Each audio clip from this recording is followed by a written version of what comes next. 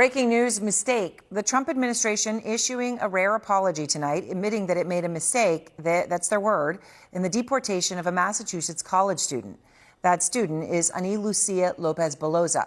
She's 19 years old. She's a freshman at Babson College near Boston. Now, she was detained at the airport while she was there. She was going to fly home to surprise her family in Texas for Thanksgiving. Beloza grew up in Texas after coming to the United States as a child seeking asylum. Now, tonight, a federal judge is weighing emergency action and whether Ani will be allowed to return to the United States. And Ani's Lucia Lopez Beloza is out front now in her first live television interview since the Trump administration admitted it mistakenly deported her. Her attorney, Todd Pomerleau, is also with us. And I appreciate both of you very much. Ani, the government admitted in court that it made a mistake. Those are their words. I mean, here you are months after this with what you've been going through. What's your reaction to that stunning admission? I was already kind of shocked because of everything that happened. But I'm also with hearing that they have apologized to the mistake that they made. I um I accept their apologies, and I hope that based on this apology, I'm able to return back to my studies and also to be home with my parents. Well, I think that's obviously incredibly gracious of you. You accept their apology and you just want to come home. I mean, you're not home right now. You're not in the United States. I know you can't disclose your current location, but you're not home. I mean, do you have any idea of when you can return? I don't have no idea, but I do hope to return as early as possible for me to start my semester and also like finish my semester, my spring semester at Babson. Right. Well, obviously, because you were going home for Thanksgiving and then you didn't come back. I mean, Todd, the deportation here happened right when Ani goes to the airport to go see her family at Thanksgiving, and then they take her. Her deportation happened in spite of a judge's order. I think a lot of people just want to understand, how does a deportation happen when it's in direct violation of a court order?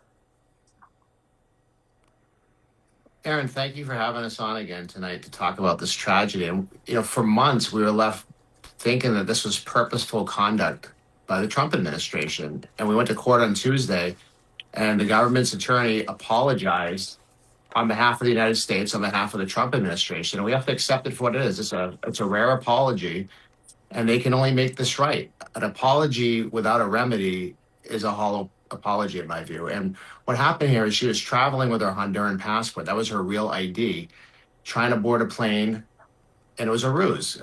TSA and immigration enforcement were working in tandem, told her her boarding pass didn't work. She was abruptly detained, taken to an ICE facility, deprived of phone calls for several days. She didn't know she had a lawyer till Monday, and we'd sued Friday. I didn't know where she was because she was disappeared from the database that would reflect that she was in the custody of ICE. We later learned in talking to Ani that she was, a few miles down the road at a military base, held there for several hours when we were trying to find her and contact her and stop this from happening. And what has apparently happened is an ICE officer received an email with a court order attached and thought that it didn't apply because the plane had already left Massachusetts. But she was flown to Texas. That's still the United States. And the next day she was deported over a weekend before we even had a court hearing. So the first court hearing we've had, we'll accept the olive branch, we'll accept the apology.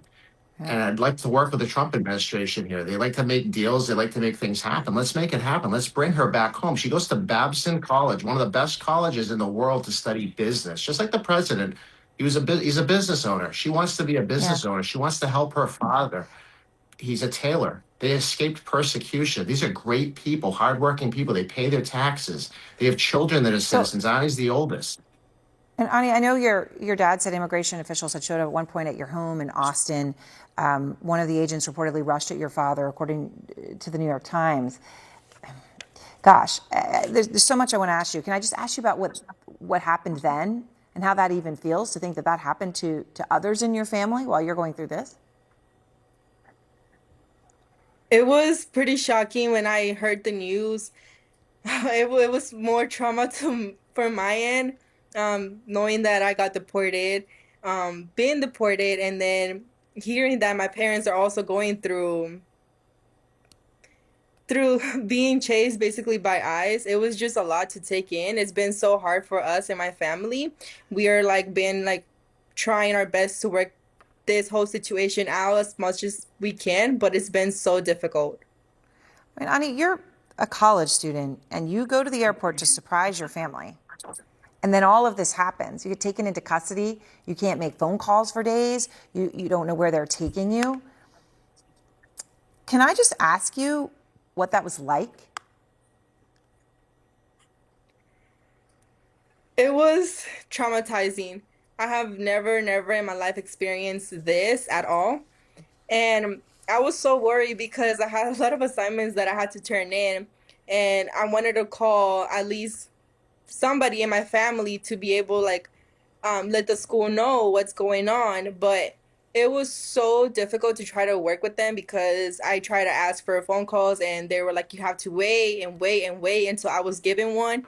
But it was so difficult just because being a college student, we already go through a lot of stress with like finals, and it was literally final seasons coming up. So it was so hard for me. I had more stress put into my shoulders.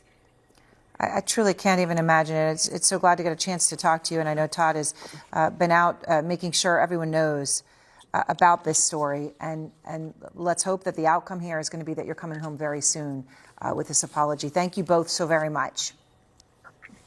Thank you very much for having us. Thank you We for just look having forward to us. the administration getting this right because it's in their hands now, and we expect them to bring her back home. Yeah.